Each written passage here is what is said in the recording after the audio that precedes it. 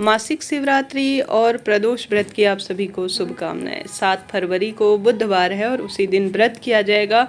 आप सभी को सरलतम उपाय जरूर से करने हैं। चाहे तो आज गुरुजी की कथा जो पातालेश्वर से महापुराण चल रही है ना, आप उसमें बताया हुआ भी उपाय कर सकते हैं। वीडियो में बताने समझाने का पूरी तरह से प्रयत्न करूंगी। साथ ही अन्य तुलसी का उपाय, आपको तुलसी की लकड़ी का उपाय जो कि अपने आप में विशेष है, त्रयोदशी तिथि अर्थात प्रदोष व्रत के दिन ही किया जाता है, वह भी पूर्ण रूप से बतलाने समझाने का प्रयत्न करूंगी। देर न करते हुए शुरू करते हैं। सबसे पहले आप सभी मेरे साथ बोलिए पातालेश्वर महादेव की जय।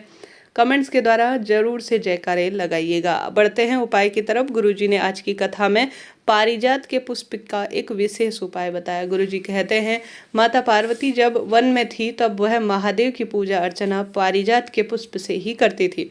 गुरुजी कहते हैं जब जीवन में दुख बीमारी लंबे समय से बहुत अधिक बढ़ गई हो, मनोकामना कई उपाय करने के बाद भी पूरी नहीं हो रही हो, तो आप सभी को पारिजात के पुष्प की जो पीछे लगी हुई डंडी होती है ना, नारंगी से रंग की, उसको सुखाकर केसर बना लेना है। ठीक है, उसको सुखाकर आप केसर बना लीजिए। केसर बनाकर उसका चंदन किसी भी दिन, आप प्रदोष के दिन, मासिक शिवरात्रि या किसी भी तिथि के दिन आप अपनी मनोकामना बोलते हुए महादेव का श्रृंगार करें, महादेव का तिलक करें। उसको केसरिया स्वरूप में, चंदन स्वरूप में बनाकर और अपनी झोली पसार कर जो व्यक्ति इस विशेष चंदन से महादेव को श्रृंगारित कर देता है ना, उसके भाग्य बदल जाते हैं। आप स्क्रीन पर देख पा रहे हैं पारिजात का पुष्प। यह पुष्प अपने आप में दिव्य है, विशेष है, जो कि सब कामनाओं की सिद्धि के लिए सहायक है। जिस भी व्यक्ति ने आज की कथा को सुना है और यह उपाय विशेष तौर पर सुने हैं, तो कमेंट्स के द्वारा जरूर से बताइएगा कि यह पूर्ण रूप से अपने आप में अद्भुत है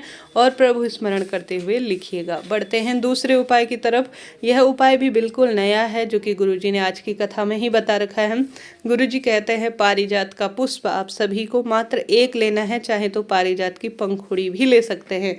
अपने आप में पारिजात के पुष्प की अलग ही एक महिमा है। आप सभी को माता अशोक सुंदरी के स्थान पर पारिजात के फूल को सबसे पहले स्पर्श कराना है। उसके बाद आपको शिव पिंडी पर इसे समर्पित कर देना है। समर्पित करने के बाद गुरुजी कहते हैं आपने भगवान को समर्पित कर दिया है, भगवान जी इसे स्वीकार कर चुके हैं। अब पारिजात के पुष्प को उठाकर आप सभी जो है गोली के स्वरूप में बनाकर खा लीजिएगा, ताकि जो है आपके समस्त रोग कट जाए। घुटने कमर का पूर्ण रूप से रोग कट जाएगा। आप यकीन से, विश्वास से उपाय कीजिएगा, करके देखिएगा, लाभ आपको होना ही है। 2 उपाय बिल्कुल नए आज की कथा में बताए हैं। यह हरिवंश पुराण में गुरुजी कहते हैं पूर्ण रूप से जो यह पारिजात का पुष्प है उसकी पूर्ण वर्णन और उपाय के स्वरूप में वर्णित है। तो आप सभी प्रयत्न करें विशेष तिथि में यह कार्य कर सके। बढ़ते हैं तीसरे विशेष उपाय की तरफ। आप सभी को आवश्यक रूप से तीसरा श्रेष्ठ उपाय करना है तुलसी की लकड़ी का। गुरुजी कहते हैं जब घर में तुलसी की लकड़ी सूख जाए ना, तो माघ के पावन महीने में अपने आप में जो विशेष है, अद्भुत है और मासिक शिवरात्रि के दुर्लभ सहयोग में हो रहा है। सुबह से लेकर देर रात्रि तक तुलसी की सूखी लकड़ी का यह उपाय कर लेना है।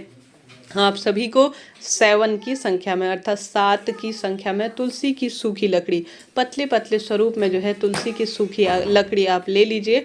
उसे पूर्ण रूप से घी में डुबो दीजिए। अब उसके ऊपर कच्चा सूत लपेटना है। कच्चा सूत चाहे तो लपेटें, चाहे तो आप सभी रुई भी इसमें लपेट सकते हैं, परंतु गुरुजी कच्चे सूत की महत्वता बताते हैं।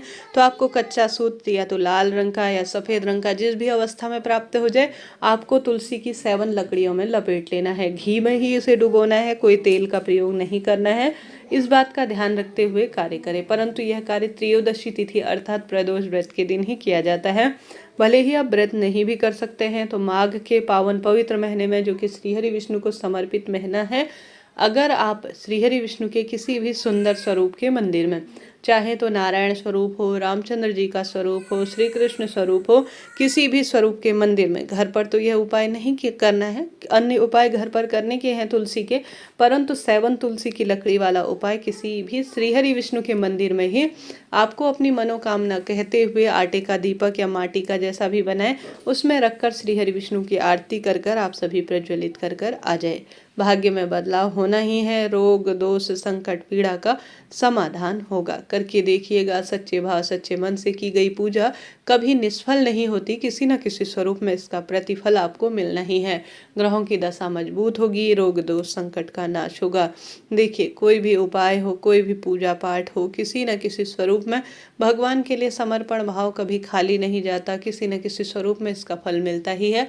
तो देर रात्रि तक प्रदोष व्रत के दिन इस उपाय को करके देखिएगा, आपको इसका लाभ मिलना ही है। यह बात हो गई 2 उपाय की। इससे पहले 2 दीपक और हरे मूंग का उपाय चैनल पर आ चुका है, कृपया उस वीडियो को भी देखकर अपना जीवन सार्थक करें। बढ़ते हैं तीसरे उपाय की तरफ।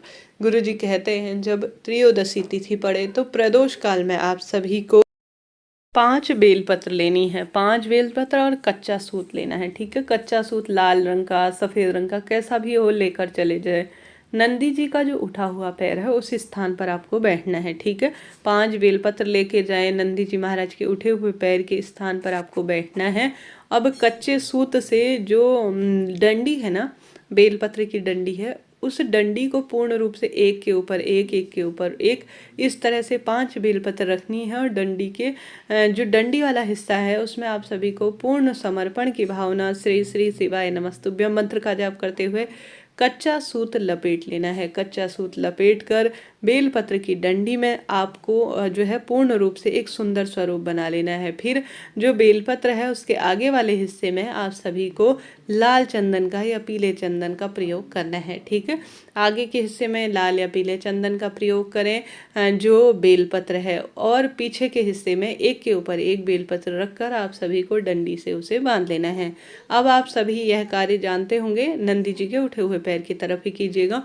एक गोलबाती का घी का दीपक लगाएं, संभव हो तो आप सभी से, नहीं तो साधारण सरल तरीके से सुंदर सुसज्जित पूर्ण अवस्था में आप सभी कटी फटी ना हो, इस बात का ध्यान रखते हुए बेलपत्र श्री शिवाय नमस्तुभ्यम मंत्र का जाप करते हुए शिव पिंडी पर आप सभी को यह बेलपत्र समर्पित कर देनी चाहिए। गुरुजी कहते हैं, इस तरह से कच्चे सूत का उपाय, इस तरह से सुंदर भाव से सुसज्जित किया हुआ जो बेलपत्र है शिव पिंडी पर जो समर्पित कर देता है ना, माता अशोक सुंदरी के स्थान पर स्पर्श कराकर करना है, इस बात का भी ध्यान रखें।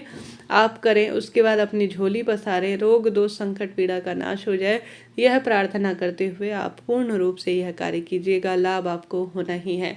वीडियो उचित उपयोगी रहती है तो कृपया लाइक करें, शेयर करें, सब्सक्राइब करें। कोई प्रश्न हो पूछ लीजिएगा। सरल सरल से उपाय है, मैंने प्रयत्न किया आपको बता सकूं। करने का प्रयत्न करें, भाग्य में बदलाव आएगा, रोग दोष संकट पीड़ा का भी नाश होगा।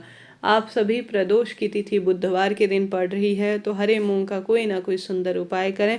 इससे पहले चैनल पर बताया गया है, गौ माता को हरा मूंग खिलाएं और समर्पण और सुंदर भाव से श्री शिवाय नमस्तुभ्यम मंत्र का जाप करें।